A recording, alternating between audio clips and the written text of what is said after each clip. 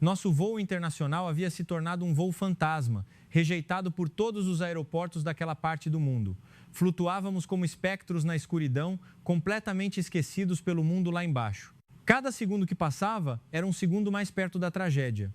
E em meio a esse espaço de desespero absoluto, uma voz ecoou na linha de comunicação. Um som que não apenas acendeu a chama da esperança, mas que alterou para sempre os meus 13 anos de carreira. Aquela única frase não foi apenas uma permissão para pousar. Naquela noite, em que o mundo inteiro virou as costas para nós, uma terra distante e vibrante acendeu as luzes de suas pistas, uma equipe médica já estava a postos e um sistema operava de forma silenciosa, mas inabalável, determinado a não deixar nenhuma vida para trás. Naquela noite, não pousamos apenas em um aeroporto, pousamos na honra e no espírito de serviço de uma nação inteira. Agora vou começar a contar a história de por que o mundo deveria olhar de uma nova maneira para o Brasil após aquela noite fatídica. Se esta história tocar o seu coração e você sentir orgulho, por favor, deixe um comentário e curta. O seu apoio nos dará forças para registrar mais histórias como esta. Meu nome é Fátima, sou uma comissária de bordo dos Emirados Árabes Unidos, EAL. No meu currículo constam 13 anos de experiência nos céus. Já voei por todas as rotas principais, de Dubai a Londres, Paris, Frankfurt e Nova York. Não havia lugar no qual eu não tivesse pisado. Todos os anos, participo de treinamentos rigorosos de segurança de voo em Dubai e sei o manual de cor. Já passei por turbulências severas, passageiros embriagados e até falsos alarmes de incêndio a bordo. Por isso, sempre tive uma confiança inabalável em mim mesma. Aconteça o que acontecer, eu sabia que bastava seguir o manual. O trabalho de uma comissária de bordo é o resultado puro de treinamento exaustivo. Meu dever é manter a calma, seguir os procedimentos e transmitir segurança aos passageiros. Essa sempre foi a minha crença. Mas naquela noite, toda a minha autoconfiança começou a desmoronar.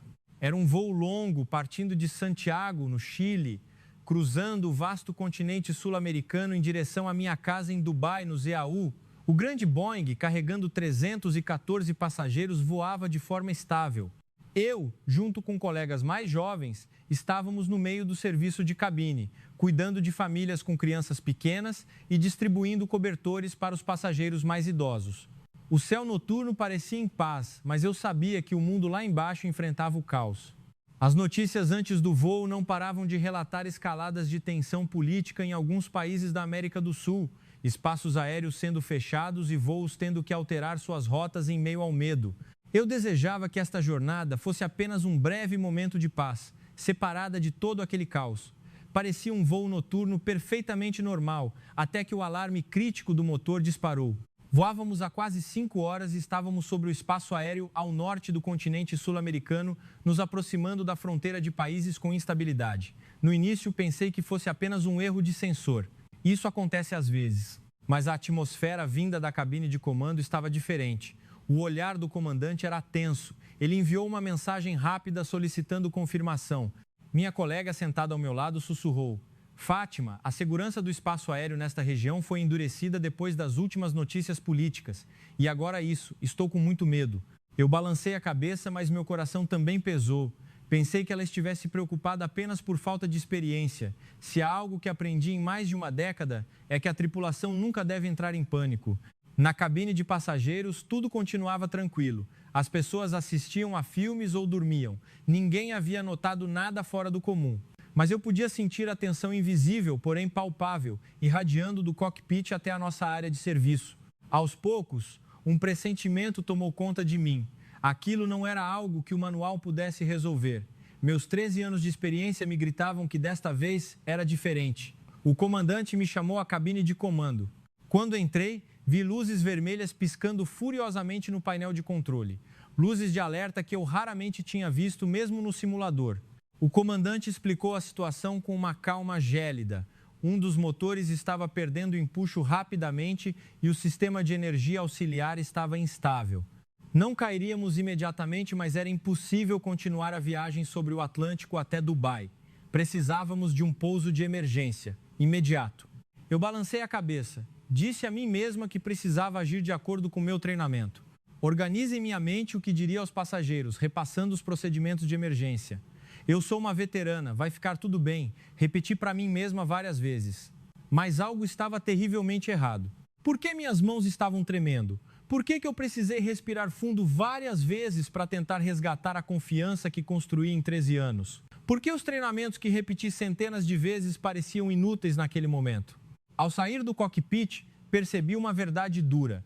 Ter experiência significa apenas que você já viveu situações vezes semelhantes, vezes várias vezes. Mas agora, aquilo era inédito, era diferente de tudo. Sim, o manual descreve o procedimento de pouso de emergência, mas o peso de mais de 300 vidas no alto do céu, no meio de um mundo mergulhado no caos, não pode ser contido em páginas impressas. Ao retornar ao corredor, um passageiro olhou para mim e perguntou: "A senhora está bem? Parece um pouco pálida." Eu sorri e respondi: "Estou ótima. Vamos começar a servir as bebidas agora mesmo." Mas notei que minha voz saiu um tom mais alto que o normal. A partir dali, algo dentro de mim começou a ruir. Antes de apertar o botão do interfone para o anúncio público, hesitei. O que deveria dizer aos passageiros? Deveria contar a verdade nua e crua sobre a falha no motor e a emergência médica do avião? Ou deveria suavizar a realidade e dizer que faríamos um desvio para o aeroporto mais próximo? Naquele breve instante, 13 anos de carreira me traíram. Eu não conseguia tomar uma decisão. Por fim, optei pelo meio termo. Senhoras e senhores, devido a uma necessidade de verificação técnica, nosso voo foi redirecionado e deverá pousar no aeroporto mais próximo. Isso é para garantir a segurança de todos. Por favor, não se preocupem. Minha voz saiu calma, a pronúncia foi impecável. Mas, ao soltar o botão, senti as palmas das minhas mãos encharcadas de suor. A cabine de comando começou a contatar os aeroportos mais próximos.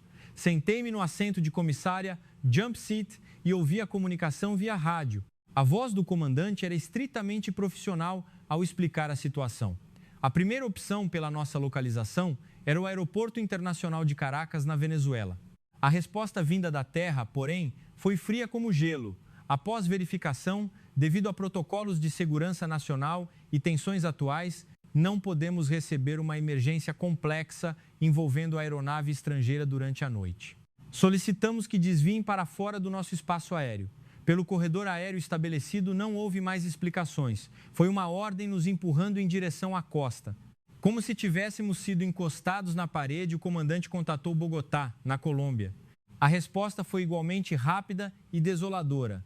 Lamentamos, devido às restrições do corredor aéreo noturno sobre a cordilheira e manutenção não programada na pista principal para aeronaves de grande porte, não podemos recebê-los. A tentativa seguinte foi Cayena, na Guiana Francesa. Desculpe, área restrita devido a operações do Centro Espacial Europeu nesta noite, sem autorização para pousos de emergência civis. Quando o rádio silenciou, uma atmosfera densa e sufocante tomou conta da cabine de comando. Naquele momento, percebi pela primeira vez que o título de voo internacional e as promessas das convenções de aviação sobre emergências eram muito mais frágeis do que eu imaginava. Descobri que não éramos rejeitados apenas por regulamentos técnicos, mas pelo medo, pela burocracia e pelo cálculo político do mundo. Entre as tensões diplomáticas e as regras estritas, a vida de mais de 300 pessoas a bordo daquele avião parecia não ter peso algum. Na cabine de passageiros, ninguém sabia da gravidade ainda. As pessoas dormiam, ouviam música. Uma criança caminhou pelo corredor e sorriu para mim. Eu sorri de volta, mas senti os músculos do meu rosto endurecidos. Minha colega mais jovem se aproximou tremendo. Fátima, você está bem? Já decidiram o aeroporto? Balancei a cabeça afirmativamente. Logo, não se preocupe. Eu disse as palavras, mas já não acreditava nelas. O primeiro oficial, checando freneticamente o sistema de combustível, sussurrou no rádio interno: temos 1h30 de autonomia segura. Isso significa que se não pousarmos nesse tempo, não teremos mais opções. Olhei pela janela para a noite escura. A imensidão do oceano à nossa frente, a escuridão do continente abaixo. Percebi que não tínhamos mais proteção. Nenhum lugar naquele vasto mundo queria assumir a responsabilidade pelas 314 almas a bordo. A voz fria do rádio ainda ecoava na minha cabeça. Não podemos receber. Eu não sabia que a palavra não podia pesar tanto. Ver os números do combustível despencarem no visor digital era uma tortura silenciosa. 1h20. 55 minutos. O tempo escorria, nosso alcance de voo encolhia, o círculo de sobrevivência no mapa diminuía e e nossas opções evaporavam uma a uma. O comandante já não falava, o copiloto calculava em silêncio frenético. Eu apenas ficava ali, ouvindo os bips da máquina. Imponente, inútil. No salão de passageiros, a energia começou a mudar. Foi muito sutil no começo. Alguns olharam para os relógios e franziram a testa, percebendo que a rota estava demorando demais. Em seguida, as campainhas de chamada começaram a soar. Que horas vamos chegar? Por que estamos demorando tanto? Eu sorria com a boca seca e explicava que estávamos apenas ajustando a rota devido a correntes de ar. Não era uma mentira total, mas passava longe de ser a verdade. Eles concordavam com a cabeça, mas não me olhavam nos olhos. Eles não acreditavam em mim. Uma criança começou a chorar desesperadamente do outro lado do corredor. A mãe tentou consolá-la em vão. Com os choros que dormiam, começaram a acordar. Um a um, a atmosfera se transformou. Um pressentimento coletivo de que algo estava terrivelmente errado começou a infectar o ar. Fiz um sinal para as comissárias mais novas. Elas foram para seus postos, distribuindo água, cobertores, sorrisos forçados. Precisávamos fazer qualquer coisa para mostrar que estava tudo bem. Porque se os passageiros vissem a tripulação calma, talvez a histeria não tomasse conta. Nesse instante, a porta do cockpit se abriu e o comandante me chamou novamente. Só de olhar para as linhas profundas no rosto dele, soube que não era uma boa notícia. Engoli em seco e entrei. O primeiro oficial tinha um mapa digital aberto na tela. Ele me mostrou os aeroportos. Havia apenas alguns pequenos pontos naquele círculo. A maioria em locais que já nos haviam rejeitado ou que não tinham pista para o nosso tamanho. O comandante suspirou, mostrando exaustão pela primeira vez. O copiloto apontou cuidadosamente para um único ponto no mapa, bem ao sul da nossa posição atual. Olhei para o nome. Aeroporto Internacional de Guarulhos, GRU, São Paulo, Brasil. Ainda podemos chegar lá pela distância. É o maior hub da América do Sul. A infraestrutura é gigantesca, não deve haver problema, disse o copiloto. Mas havia algo estranho na voz dele. Por que esse nome só apareceu agora? O Kowalski olhou para mim quase como se buscasse aprovação. Na verdade, minha mente estava um caos. O que eu sabia sobre o Brasil? Os nomes me vinham à mente. Rio de Janeiro, o Cristo Redentor, Carnaval, a Amazônia, futebol. Tinha imagens vagas de um país alegre e vibrante, mas simultaneamente assombrado por rumores de burocracia interminável. O famoso custo Brasil, desorganização extrema em momentos críticos e trânsito caótico.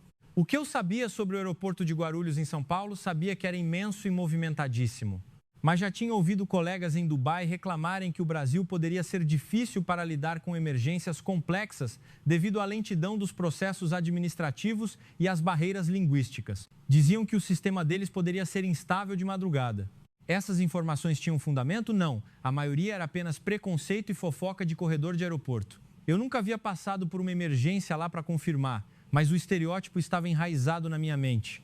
O Brasil era a nossa última opção, o lugar que você só considera quando não há mais para onde ir. Esse era o meu julgamento. Mas agora, literalmente, não havia outra escolha. Tínhamos sido rejeitados pelo Norte e pelo Caribe. O Brasil era o único farol brilhando dentro do nosso círculo de combustível restante. É o último lugar. Vamos tentar, eu disse. Fiquei surpresa por minha voz soar tão firme. O comandante acenou com a cabeça e pegou o rádio. Ouvi o som da busca de frequência e, em seguida, um breve silêncio. Mas aquele silêncio durou como se fosse um século. O comandante começou a contatar o controle de tráfego aéreo ATC de Guarulhos, São Paulo. Falha de motor confirmada. Solicitamos pouso de emergência. 314 almas a bordo. Combustível restante para 40 minutos. A voz dele era controlada, mas carregava o peso do desespero. Senti que aquela era realmente a nossa cartada final. Apertei as mãos, olhando fixamente para o rádio, rezando a todos os deuses. Por favor, não nos rejeitem friamente como os outros. Não nos abandonem por causa de regras políticas, burocracia ou segurança. 314 vidas estão suspensas no ar. Só precisamos de um pedaço de chão, é tudo que eu quero ouvir. Houve uma leve estática no rádio e então uma voz masculina respondeu. Uma voz profunda, clara e absurdamente calma em inglês, com um suave sotaque brasileiro. Situação confirmada. Envie sua posição atual e o código transponder. Prendi a respiração. Não era uma recusa. Não havia pedidos de desculpas ensaiados, nem ordens negativas, nem obstáculos burocráticos. Em vez disso, pediram dados operacionais. Isso significava que estavam processando. O copiloto enviou os dados em milissegundos. Os segundos que se seguiram foram de um silêncio onde só o pulsar do meu coração podia ser ouvido. Olhei para o corredor, minha colega jovem estava agarrada ao seu carrinho. Fiz um sinal para ela segurar firme. De repente, o rádio ganhou vida novamente. Identidade confirmada. Aqui é o controle de aproximação de São Paulo, APP. Estamos prontos para recebê-los. Quando aquela frase terminou, a pressão na cabine despencou. O comandante soltou um suspiro tão longo que pareceu esvaziar sua alma. O copiloto fechou os olhos e assentiu. Eu fiquei paralisada, encarando o rádio. Eles nos aceitaram? Por que foi tão fácil? Outros lugares deram dezenas de desculpas. Política, manutenção, segurança. Havia infinitas razões para dizer não. Mas aqui era diferente. Eles confirmaram a emergência e disseram: estamos prontos para vocês. O rádio continuou, incansável e cirúrgico. Pista 9R, 9 direita, será liberada para vocês. Estamos enviando os vetores de aproximação agora. Equipes médicas e brigada de emergência já estão a postos nas laterais da pista. Antes mesmo de o comandante terminar de agradecer, as instruções seguintes chegaram com uma precisão assustadora. Antes que tivéssemos que implorar por assistência de solo, eles já sabiam do que precisávamos e já haviam posicionado tudo. A voz do outro lado não demonstrava pânico, nem hesitação, nem drama. Como se salvar 314 vidas estrangeiras no meio da noite fosse apenas o trabalho normal deles. Quando o rádio silenciou de vez, fui invadida por uma mistura estranha de alívio e uma profunda vergonha. Por que eu tratei o Brasil como a última opção? Por que acreditei nos rumores cruéis sobre sua suposta desorganização? O comandante mandou que eu avisasse os passageiros. Balancei a cabeça. Ao sair do cockpit, vi o rosto em pânico da minha colega mais nova. Nós vamos pousar em São Paulo, no Brasil, eu sussurrei. Alguém na primeira fileira ouviu. São Paulo, Brasil. Sim, eu respondi firme e apertei o botão do interfone. Senhoras e senhores, devido à nossa necessidade de avaliação técnica, o voo foi redirecionado para o Aeroporto Internacional de Guarulhos, em São Paulo, Brasil. Nosso pouso ocorrerá em 30 minutos. Por favor, mantenham a calma. O silêncio na cabine foi ensurdecedor. Brasil, Guarulhos. Eles claramente não esperavam estar indo para a América do Sul. Alguns demonstraram alívio, outros surpresa, mas a grande maioria já não se importava com a geografia, contanto que houvesse terra firme. Qualquer lugar servia. Olhei pela janela. Na escuridão absoluta, comecei a ver os primeiros traços de luzes distantes. A costa brasileira se aproximava. Muito além dos meus preconceitos, uma voz havia nos acolhido. Algo começou a tremer dentro de mim. Com a autorização de São Paulo, a nova rota foi inserida. O avião começou a curvar pesadamente no escuro. Sentei no jump seat, sentindo as mudanças na pressão, no som do motor falhando, no arrasto do ar. As sensações de 13 anos de voo me diziam que estávamos por um fio. Faltavam menos de 30 minutos. Só precisamos aguentar. Temos médicos e bombeiros nos esperando. Evitamos o pior.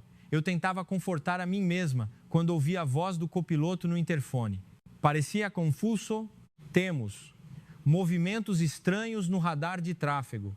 Inclinei-me para olhar dentro da cabine. O copiloto ampliou a tela do TCAS, Sistema de Alerta de Tráfego. Havia vários pontos luminosos ali, aviões. Mas a anomalia era bizarra. Todos os pontos estavam se movendo em perfeita sincronia, convergindo para a mesma direção no mapa brasileiro. Vários voos haviam desviado suas rotas para Guarulhos naquela noite. Assim como nós, voos vindos da América do Norte, da Europa e outros cruzando o Atlântico estavam todos apontando para São Paulo. Olhe para isso, o copiloto sussurrou. Não somos só nós. Esses aviões devem estar fugindo das mesmas restrições de espaço aéreo ou do fechamento devido às tempestades no norte. Foram rejeitados também. Ele começou a contar os pontos. 1, 2, 3, 9. 9 aeronaves gigantescas na tela do radar, incluindo nós, indo para o mesmo aeroporto ao mesmo tempo de madrugada. Eu não conseguia acreditar naqueles números. Guarulhos, naquele instante, não era apenas um aeroporto. Era um porto seguro, a última arca de Noé em um céu mergulhado no caos absoluto. Uma nova instrução veio firme do controle de São Paulo. O AE mantém a altitude em 10 mil pés. Reduz a velocidade para 250 nós. Vetor de aproximação transmitido. O comandante obedeceu com precisão cirúrgica e então algo majestoso aconteceu na tela. Os outros pontos no radar começaram a se mover numa coreografia impecável. Alguns subiam, outros desciam. Velocidades eram ajustadas milimetricamente. Não era caos. Não era acaso. Era como se a mão invisível de um maestro estivesse regendo todas aquelas aeronaves pesadas no céu escuro. O copiloto murmurou: "O que estamos presenciando? Como eles estão fazendo isso?" Eu pensava o mesmo. 9 aviões declarando emergência ou urgência, voando para o mesmo aeroporto ao mesmo tempo. Mas não havia sobreposição, não havia padrão de espera caótico, holding pattern, não havia pânico. Tudo fluía como um rio calmo. A voz do controle de tráfego aéreo do Brasil continuava serena e inabalável. Eles passavam o tempo exato para cada aeronave. A sequência de pouso foi cravada com intervalos de impressionantes 3 minutos. Assim que os pneus de um avião tocavam o asfalto, o próximo já estava na aproximação final e o seguinte iniciava a descida. Pela janela, na escuridão noturna, pude ver as luzes de estroboscópio de um avião muito à nossa frente, perfeitamente alinhado com o mesmo destino. Qual é a nossa posição na fila? O comandante perguntou ao ATC. A resposta veio num piscar de olhos. Vocês são o número 5, há 4 tráfegos à frente. Previsão exata de toque na pista em 14 minutos. O copiloto fez as contas rápido. 9 aviões com intervalo de 3 minutos. Eles vão pousar todos nós em menos de 30 minutos. Em qualquer grande aeroporto da Europa, uma emergência múltipla dessas levaria horas de atraso e caos. Eu não conseguia absorver o que meus olhos presenciavam. 9 jatos enormes, com falhas, falta de combustível e rotas diferentes sendo coordenados no meio da madrugada em São Paulo com a precisão de um relógio suíço. Isso é um milagre ou uma eficiência formidável? Sussurrou o comandante, hipnotizado pela tela de navegação. Não sabíamos mais se era espanto ou reverência pura. Nós apenas olhávamos para o monitor. Nenhum choque, sem rotas conflitantes. Era um arranjo divino executado por profissionais de excelência. O primeiro avião pousou. Confirmação do ATC. Pista livre. O segundo desceu. Exatamente 3 minutos depois, tocou o solo. O terceiro engajou a descida. Olhei para o meu relógio de pulso, o ponteiro dos segundos marchava. Tic-tac, tic-tac. E no exato ritmo mecânico do meu relógio, gigantes de aço aterrissavam em solo brasileiro como numa linha de montagem de alta precisão, só que infinitamente mais sagrada, pois embalavam vidas humanas. O quarto pousou. Era a nossa vez. A permissão final de pouso ecoou do controle de São Paulo. O comandante agarrou o manche. Lentamente começamos a descer.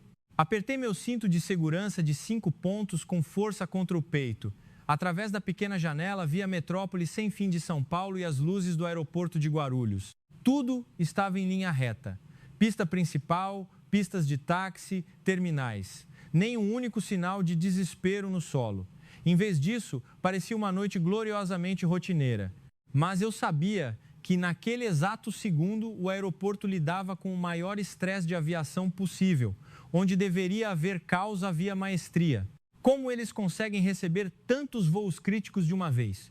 Como isso é possível no país que eu achava ser desorganizado? Eu murmurei, cega pelas luzes de aproximação. Quando o trem de pouso beijou o asfalto brasileiro, um choque violento percorreu minha espinha. Mas não foi físico. Foi o som ensurdecedor dos meus preconceitos sendo esmagados. Todas as minhas expectativas sobre aquele aeroporto, sobre o temido jeitinho brasileiro em situações críticas, desapareceram como fumaça ao vento. O pouso foi incrivelmente suave, muito melhor do que se poderia esperar com a simetria de motores. Lições de treinamento ecoaram na minha mente, pneus estourando, freios em brasa, derrapagem, nada disso aconteceu. O avião desacelerou majestosamente. Pelas janelas laterais, vi a gigantesca frota vermelha de caminhões de bombeiros, seção contra incêndio perfilada. Eles não corriam como baratas tontas, estavam estacionados milimetricamente, luzes de giro acesas, esperando, observando. Como não havia fogo visível, eles não invadiram a pista desnecessariamente. Disciplina absoluta. Olhei para o salão de passageiros. Esperava ver histeria completa. Gritos, choro, rezas fervorosas em várias línguas. Era o roteiro de qualquer pouso de emergência. Mas o que encontrei foi um silêncio surreal. Alguns passageiros espiavam pelas janelas, mas os rostos não mostravam terror, mostravam um alívio puro e profundo. Um casal de idosos de mãos dadas. Um homem ligando o celular para checar o WhatsApp. Por que ninguém estava em pânico? Acabávamos de sobreviver a uma falha de motor, parando num continente que não era o nosso destino, era para ser o apocalipse. Quando o comandante abriu o áudio e disse: "Pousamos em segurança no Brasil", uma salva de palmas rompeu o silêncio. Um aplauso respeitoso, suave. Eu bati palmas junto, mas havia um nó no meu peito. Se aprendi algo em 13 anos é que crises têm roteiro. Tensão, terror, caos, alívio. Hoje, o sistema brasileiro ignorou as 3 primeiras fases e nos entregou direto na porta do alívio. Enquanto o avião taxiava para o portão, esperei ver um saguão em polvorosa. Afinal, vários voos gigantes estavam descarregando passageiros nervosos ao mesmo tempo. Esperei ver sirenes, gritos, carros de polícia voando pelo pátio. Mas Guarulhos estava sereno. Funcionários de colete refletivo, ground handlers, médicos em jalecos ou uniformes do SAMU, serviço de atendimento móvel de urgência, mecânicos, ninguém corria. Todos em suas posições, como num espetáculo teatral longamente ensaiado. Assim que os motores cortaram no portão, um agente de solo brasileiro bateu na porta. Nós a abrimos. Ele falava um inglês cristalino e polido. Queria checar a lista de passageiros e perguntou: "Alguém necessita de suporte especial imediato?" Eu disparei: 12 idosos, 8 crianças pequenas, um passageiro cadeirante. Enquanto o agente digitava rapidamente no tablet, respondeu sorrindo: "Tudo pronto, senhora. As cadeiras de rodas estão no Finger. Nossos agentes bilíngues acompanharão os idosos. Também providenciamos lanches rápidos e brinquedos para as crianças no saguão de trânsito." Como ele sabia? Pousamos há poucos minutos. Era como se eles já tivessem lido as nossas mentes. Olhei para o vezes Finger vezes ponte de embarque, um alinhamento militar mais cheio de calor humano. Paramédicos à esquerda, agentes de solo ao centro, cadeiras de rodas à direita. Quando os passageiros começaram a desembarcar, um assistente brasileiro aproximou-se do cadeirante e o cumprimentou em inglês, francês e, para meu choque absoluto, em árabe perfeitamente inteligível. Para a criança, que estava prestes a chorar de cansaço, uma funcionária se agachou com um sorriso maternal e entregou um pequeno ursinho de pelúcia com a camisa do Brasil. As pessoas saíam em uma fila quieta. Ninguém empurrava, ninguém gritava. Andavam tranquilos, embalados pela organização. Vendo aquela cena, a ficha caiu. Nós não estávamos mais no controle. Aquele sistema invisível do Brasil estava nos guiando. Uma ordem pré-estabelecida, uma malha protetora invisível, operava a vida com naturalidade assustadora. Eu já tinha passado por emergências ou desvios em Heathrow, Charles de Gaulle e Frankfurt. Lá tudo era enorme, impessoal e frequentemente caótico. Passageiros se perdiam, informações atrasavam horas no painel, a burocracia reinava. Mas aqui no Brasil, o país que o mundo lá fora ousa chamar de desorganizado, o vezes timing, vezes era perfeito. A pessoa certa no lugar exato, com a ferramenta correta no segundo certo. Quando finalmente pisei dentro do imenso Terminal 3 de Guarulhos, parei. Os tetos altos, a arquitetura moderna, a iluminação suave. Havia muita gente sim, afinal vários voos pousaram. Mas não havia tumulto, havia paz. A receita universal do pânico havia falhado aqui. Onde o mundo esperava caos latino-americano, havia ordem de primeiro mundo. Onde o mundo esperava medo, o Brasil entregou paz. Naquele segundo, entendi profundamente. O lugar em que pousamos não era apenas um prédio de concreto e vidro. Era uma engrenagem de compaixão e alta eficiência, uma máquina de absorver crises e transformar desespero em segurança absoluta. Ouvindo o som suave do terminal, algo dentro de mim rachou de vez. Todas as minhas crenças de 13 anos haviam acabado de ser formatadas num piscar de olhos. Cerca de 20 minutos após o desembarque, ouvi um burburinho perto das poltronas do saguão. Corri para ver. Um passageiro masculino estava caído, pálido, agarrando a garganta. A esposa dele gritava: "Ele não consegue respirar." Era o clássico ataque de pânico tardio. O terror que o homem reprimiu por 3 horas voando no escuro explodiu quando ele percebeu que estava salvo. Eu vi isso tantas vezes. É quando a adrenalina desaparece que o corpo quebra. Peguei um cilindro de oxigênio portátil e a máscara. Respire devagar. Você está no chão. Está seguro, eu falava repetidamente. Mas ele tremia violentamente, os olhos revirados. Na Europa, a próxima fase era meu pesadelo. Ligar para a emergência do aeroporto, esperar o médico, lidar com a barreira do idioma, apresentar os passaportes. preencher 3 vias de formulários do seguro-saúde antes que ele fosse tocado. Geralmente 1 hora de burocracia sufocante. De repente, as portas do saguão se abriram.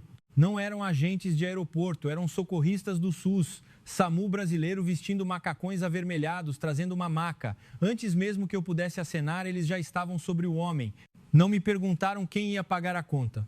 Não perguntaram a nacionalidade dele. Apenas colocaram as mãos nele. Checaram o pulso, avaliaram as pupilas, abriram as vias aéreas com uma velocidade feroz e técnica perfeita. Um deles me olhou e perguntou em ótimo inglês: "O pânico começou no pouso? Ele tem histórico de problemas cardíacos?" "Começou agora. Eu não sei o histórico", respondi nervosa. O médico assentiu, falou rápido no rádio em português instruções precisas. Em menos de 60 segundos, o homem estava na maca, oxigênio ajustado, monitor cardíaco plugado. "Vamos para o hospital de emergência agora. Alguém da tripulação vai junto?" "É meu dever como chefe de cabine", eu disse levantando a mão. Caminhando rapidamente pelo terminal ao lado da maca, eu esperava esbarrar em passageiros desorientados e confusos. Mas as passagens estavam livres, corredores isolados estrategicamente para emergências. A ambulância nos aguardava com as portas abertas e o motor ronronando. Tudo silencioso. Entramos, a enfermeira preenchia a ficha digital enquanto monitorava a tela dos sinais vitais. A ambulância partiu. Não havia sirenes gritando na noite de São Paulo. Não era necessário. As largas rodovias próximas ao aeroporto estavam desimpedidas para o resgate. A enfermeira olhou para o meu uniforme e sorriu afetuosamente. "Você é de Dubai? Primeira vez no Brasil? Não se preocupe com ele. Ele vai ficar ótimo." Eu sorri e concordei, mas por dentro meu choque era outro. Eu não estava surpresa com a recuperação dele, eu estava maravilhada com a ausência de burocracia. Chegamos a um hospital de referência próximo. As portas automáticas abriram e a equipe o engoliu para a sala de estabilização. Havia boxes bem divididos, pacientes sendo tratados em silêncio. Um médico se aproximou de mim e disse em inglês: "Ele já está recebendo cuidados, pode aguardar aqui." Sentei em uma cadeira de plástico na recepção. O lugar era simples, mas extremamente limpo. Olhei para a parede e, de repente, a realidade me atingiu como um soco. Eu não havia assinado um único papel. Ninguém me pediu o passaporte do passageiro. Ninguém exigiu cartão de crédito ou apólice de seguro internacional. No sistema de saúde do Brasil, a vida do ser humano vem primeiro. A papelada, se houver, fica para depois. Eles salvaram o homem primeiro. Meus anos na Europa haviam me ensinado o contrário. Meus conceitos desmoronaram mais uma vez. 30 minutos depois, o médico saiu sorrindo. Ele está sedado e respirando perfeitamente. Foi apenas uma forte crise de pânico. Aliás, acrescentou, alguns colegas seus da tripulação também apresentaram um pico de estresse e já estão descansando no refúgio. "Refúgio?" eu perguntei, confusa. "Sim, o refúgio da alma, uma ala especial que o aeroporto preparou no hotel de trânsito para tripulações em crise. O motorista vai levá-la até lá." Enquanto a van do aeroporto me levava, as luzes do hospital ficaram para trás. Aquele país, quando confrontado com a morte e a tragédia iminente, não pergunta de onde você vem ou quanto você pode pagar. Ele simplesmente age. A van parou em frente a um edifício anexo e isolado do aeroporto, cercado por algumas árvores locais. Uma placa discreta de madeira dizia: "Refúgio da alma." Ao entrar, uma lufada de ar quente e acolhedor me abraçou. Fui convidada gentilmente a tirar os sapatos pesados de salto do uniforme. Achei estranho, mas vi que minhas colegas já estavam lá dentro, descalças, pisando em um chão de cerâmica fria e incrivelmente limpa, típica da arquitetura local que acalma o corpo no calor. Recebemos roupas leves de algodão puro e fomos indicadas a um vestiário. Tirei o meu uniforme da companhia árabe, aquela roupa pesada, apertada, que representava 13 anos de perfeição, de sorrisos falsos e de postura impecável. Assim que o zíper desceu, senti como se uma armadura de ferro caísse do meu corpo. Entrei no grande salão. O chão era liso e refrescante. Havia tapetes macios e nos cantos redes de descanso. Hammocks balançando suavemente. No fundo tocava baixinho uma música instrumental, talvez uma bossa nova acústica. Minhas colegas estavam deitadas nas redes ou nos futons, olhando para o teto sem dizer uma palavra, apenas respirando. Deitei-me em um dos tapetes felpudos. O frescor do piso através da esteira subiu pelas minhas costas. Minha coluna travada, minhas pernas inchadas, meus ombros petrificados por 3 horas de pânico puro. tudo começou a derreter. Uma funcionária brasileira sorridente, com um avental florido, ajoelhou-se ao meu lado sem fazer barulho. Ela me entregou uma xícara fumegante. Beba enquanto está quente, ela sussurrou em inglês. Era um vezes chá de camomila com erva doce incrivelmente perfumado. O líquido quente desceu pela minha garganta, lavando minha alma, desatando os últimos nós do meu pavor. Logo em seguida, ela deixou um pratinho com vezes pão de queijo, vezes recém-assado e uma cumbuca com um caldo quente e reconfortante. Quando foi a última vez que comi algo tão simples, tão honesto e feito com tanto amor, eu não me lembrava. Naquele santuário, ninguém exigia nada de mim. Ninguém me pediu para sorrir, para ser a comissária corajosa. Ali, eu não era a chefe de cabine da melhor companhia aérea do mundo. Eu era só uma mulher exausta que quase morreu. As lágrimas vieram. Eu não solucei alto, apenas deixei a água escorrer pelos meus olhos, lavando o rosto em silêncio. Lágrimas de uma gratidão esmagadora. Minha colega ao lado esticou a mão e apertou a minha. Ela também não disse nada. O silêncio do Brasil estava nos curando. Algumas horas se passaram. Acordei quando o céu ainda estava escuro, mas prestes a virar o amanhecer. Senti uma urgência incontrolável de ver o aeroporto. Pedi um táxi rápido e disse ao motorista que me levasse a um ponto de observação próximo às pistas de Guarulhos. Ao chegar, o vento frio da madrugada paulista bateu no meu rosto. Encostei-me no vidro do mirante. Lá estava ele, o aeroporto de Guarulhos. Imenso, formidável. Os terminais, as luzes da pista principal, as pontes de embarque, caminhões de combustível, tratores de bagagem. O lugar não dormia. O nível de excelência, a precisão matemática da movimentação, o balé mecânico no solo, nada disso havia caído de qualidade só porque era madrugada. Lembrei-me das 9 aeronaves convergindo para aquele asfalto simultaneamente horas atrás. O que eu vi não foi sorte, não foi um milagre acidental. Aquele aeroporto não encara a crise como um evento sobrenatural ou um pesadelo incontrolável. Eles estão preparados para o apocalipse e encaram isso como um dia normal no escritório. Meus olhos se encheram de água novamente, dessa vez de vergonha e respeito absolutos. Por que eu fui tão arrogante? Por que eu reduzi uma nação de proporções continentais a caricaturas rasas e boatos de corredores? Peguei meu celular e tirei uma foto das luzes infinitas de Guarulhos refletindo contra a madrugada. Essa foto seria para o meu antigo eu. 2 dias depois, retornei a Dubai. A chefia da companhia exigiu um relatório oficial extenso sobre o incidente, os protocolos técnicos, o combustível e as medidas tomadas.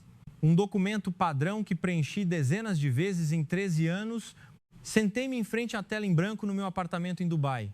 O que eu deveria escrever? O nível de óleo? A comunicação de rádio? Não, isso era irrelevante agora.